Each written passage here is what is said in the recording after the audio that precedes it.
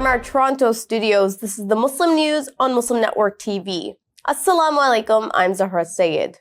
Our top story for today. A key Republican senator allied with President-elect Donald Trump has introduced a bill banning federal agencies from calling the Israeli-occupied Palestinian territory the West Bank. Instead, Senator Tom Cotton wants the government to officially use Israel's preferred term, Judea and Samaria. Cotton, rumored to have been considered for top defense and intelligence posts, claims that the measure ensures historically accurate language. Representative Claudia Tenney had introduced a similar measure in the House, saying it reaffirms what she said is Israel's rightful claim to its territory. Though her version never advanced, Cotton's move brings renewed attention to the issue. Israel occupied the West Bank and East Jerusalem in 1967, establishing numerous Jewish-only settlements considered illegal under international law. In July, the International Court of Justice labeled Israel's decades-long occupation illegal and called for all settlements to be dismantled. Analysts say Cotton's bill highlights the deep divisions over territory, history, and the language shaping America's Middle East policy. The United States officially has rejected Amnesty International's report issued this week, which accuses Israel of committing genocide in Gaza. State Department spokesperson Vedant Patel says the U.S. views these allegations as unfounded, despite acknowledging the significance of NGOs in monitoring human rights. Patel emphasizes U.S.'s concerns about the humanitarian impact on Gaza's civilians and called for a resolution to the conflict. Meanwhile, Amnesty insists on its findings, which shows Israel has committed and is continuing genocide based on a thorough evaluation of actions and impacts in Gaza. The statement comes as international bodies, including the International Criminal Court, have initiated actions against Israeli leaders for alleged war crimes. The Israeli army has killed 32 Palestinians and injured 95 others in Gaza in the past 24 hours. According to the Wafa news agency, Israel has committed 3 massacres against families. In a strike near Kamal Adwan Hospital in Beit Lahia, more than 30 civilians were killed when a residential block was hit, with many still unaccounted for beneath the debris. Al Jazeera reports the hospital suffered multiple drone strikes, causing severe injuries to patients and medical staff.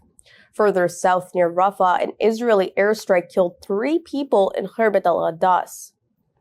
Another 2 civilians were killed in central Gaza due to bombing, with a third critically injured. Meanwhile, Hamas has agreed to an Egyptian proposal to establish a community support committee aimed at managing Gaza through broad-based national mechanisms. The move signals a potential shift towards national unity and the resolution of long-standing internal divisions. Meanwhile, Lebanon's health ministry said Israel has again violated the ceasefire by attacking Bint Jbeil town, injuring 5 people. Israel's genocide in Gaza has killed at least 44,612 Palestinians and wounded 105,834 since October 7th of 2023. In Lebanon, at least 4,047 people have been killed and 16,638 wounded in Israeli attacks since the war in Gaza began. On November 21st, the International Criminal Court issued arrest warrants for Israeli Prime Minister Benjamin Netanyahu and former Defense Minister Yoav Gallant for war crimes and crimes against humanity in Gaza. Israel also faces a genocide case at the International Court of Justice for its war and violence on Gaza. Israel released 34 Palestinian detainees from the northern Gaza on Thursday, who are showing signs of torture as well as extreme weakness and exhaustion. They were brought to the European Gaza hospital in Khan Yunis in southern Gaza after being released via the Karam Shalom border crossing. Sources told Anadolu news agency that detainees were arrested by the Israeli military from various areas of northern Gaza, particularly from the town of Beit Lahia and the Jabalia refugee camp. According to the Palestinian media office, Israel has detained more than 1,750 Palestinians from northern Gaza since October 5th. The Council on American Islamic Relations, or CAIR, is calling for an internal review and policy changes at the University of Maryland. The civil rights group's demand is being made following an incident in October. Several Muslim students were assaulted during a flag football tournament on campus. Despite proper planning and notification for the event hosted by the Helping Hands Club, CAIR says no security was present. This led to serious injuries, including a concussion for one student.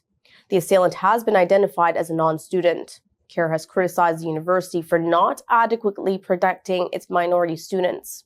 It has also requested a meeting to discuss improvements in campus safety protocols to ensure a discrimination-free environment for all students. The Department of Justice has accused the Memphis Police Department of consistently breaching constitutional rights, specifically discriminating against Black people and using excessive force. This conclusion follows a detailed investigation sparked by the violent arrest and subsequent death of Tyre Nichols in January 2023.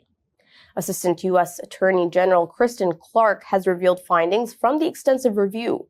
It included analyzing police data, body cam footage, and numerous documents. The report highlights severe misconduct, including an incident where police were seen using inappropriate force on a suspect for a minor violation like littering. In response to public outcry over Nicholas's death, the Memphis Police Department's Scorpion unit was dissolved. Despite more than 700 policy revisions by the department, federal oversight has been declined, intensifying concerns about effective reform within the force. Trump's FBI pick targeted in potential Iran-backed cyberattack, according to a report. Details come after the break. Stay tuned and we will be right back.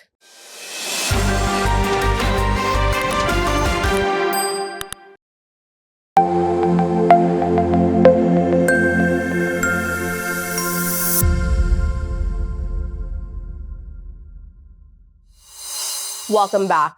President-elect Donald Trump's pick for FBI Director Kash Patel was targeted in a potential Iran-backed cyber attack. According to CBS News, hackers targeted Patel's communications. The report says the FBI and other federal agencies have for months warned of Iranian cyber activity targeting Trump's campaign staff leading up to the November 5th presidential elections. In one instance, the Justice Department charged 3 members of Iran's Revolutionary Guard Corps in September with carrying out a broad hacking campaign against American officials, including ones close to the president-elect.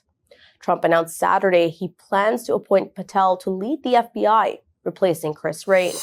Armed anti-regime groups in Syria have captured Hama city, seizing the city center, solidifying control, and forcing regime forces to concede.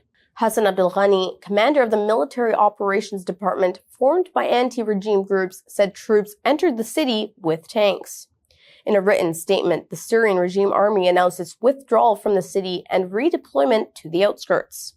Anti-regime groups led by the group Hayat Tahrir al-Sham, which has been clashing with Assad regime forces since November 27th, are continuing their advance. Russian aircraft are supporting Syrian regime forces as fierce clashes continue. On November 30th, anti-regime groups captured much of central Aleppo, following a rapid advance from its western countryside. The groups also seized the town of Khan Sheikhoun, gaining near-total control of Idlib province. A Pakistani court has indicted former Prime Minister Imran Khan for an alleged attack on the army headquarters in Rawalpindi last year. He, along with scores of his Pakistan Tehreek-e-Insaf PTI party members, is implicated in storming the facility following his brief detention in a separate corruption inquiry. Khan is currently being held in the city of Rawalpindi on various charges, from corruption to terrorism. The former prime minister's legal battles have intensified as 14 additional cases have been launched against him after a recent rally in Islamabad. The total count of cases he faces in the capital now stands at 76. Amid political unrest, Khan's aide Omar Ayub was also detained, and clashes during a rally led to several casualties, although the government denies any protester deaths. Observers say the ongoing crisis highlights deepening divisions and escalating tensions in Pakistani politics. The transitional government of Bangladesh, led by Chief Muhammad Yunus, has issued a call for national unity. This is to combat anti-Bangladesh propaganda allegedly spearheaded by India. During a recent address to political parties, Yunus highlighted the importance of unity beyond political lines to preserve national integrity. The government's law advisor, Asif Nazrul, reported the meeting resulted in a consensus to reduce foreign interference in Bangladesh's affairs. This also involves reviewing treaties perceived as unfavorable, including the Rampal Power Plant Agreement with India. This move comes after a ban on the broadcast of ousted Prime Minister Sheikh Hasina's speeches. Hasina fled to India in August amid a deadly student uprising that left approximately 1,500 dead and more than 20,000 injured. Funeral ceremonies were held on Thursday in Iran for 300 Iranian soldiers who died in the Iran-Iraq War during the 1980s and whose bodies were found about 36 years later. The event was held at the Tehran University campus and was attended by large crowds, including some civilians and military officials. Funeral ceremonies will continue in Tehran and other cities for the bodies found at different times. In the 8-year war between Iran and Iraq that ended in 1988, soldiers who died but whose bodies could not be found are referred to as nameless soldiers in Iran. The bodies and remains of Iranian soldiers found as a result of research conducted in Iraq are transported to Iran and buried with honors. Today marks the 32nd anniversary of the demolition of the 16th century Babri mosque in the central Indian city of Ayodhya. The event profoundly reshaped India's socio-political landscape. On December 6th of 1992, Hindu nationalists razed the historic mosque, triggering widespread violence and political upheaval. This act, in which more than 2,000 people, mostly Muslims, were killed, has continued to influence India's discourse on religion and nationalism. Hindu nationalists observe it as Shaurya Divas Day or Day of Courage in celebration. Muslims are mourning and observing it as Gham Divas or Sad Day. Despite the passage of decades, the incident's impact lingers, highlighted by ongoing communal tensions and political manipulations. Recent Supreme Court decisions have further stirred the pot, permitting the construction of a Ram temple on the site where the historic mosque stood. This is sparking debates over legal biases and communal harmony. Opposition leaders demand accountability for the demolition's orchestrators, who remain largely unpunished. India's prestigious Jawaharlal Nehru University Students' Union also voices its dissent.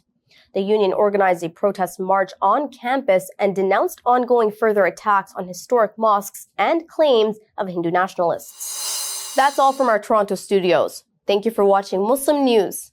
We are a community channel dedicated to bringing you stories you can trust. Please like, share, and subscribe to our content. You can also comment to let us know what you think of our coverage. You can donate now by visiting muslimnetwork.tv/donate. For more content, keep watching Muslim Network TV. Assalamu alaikum.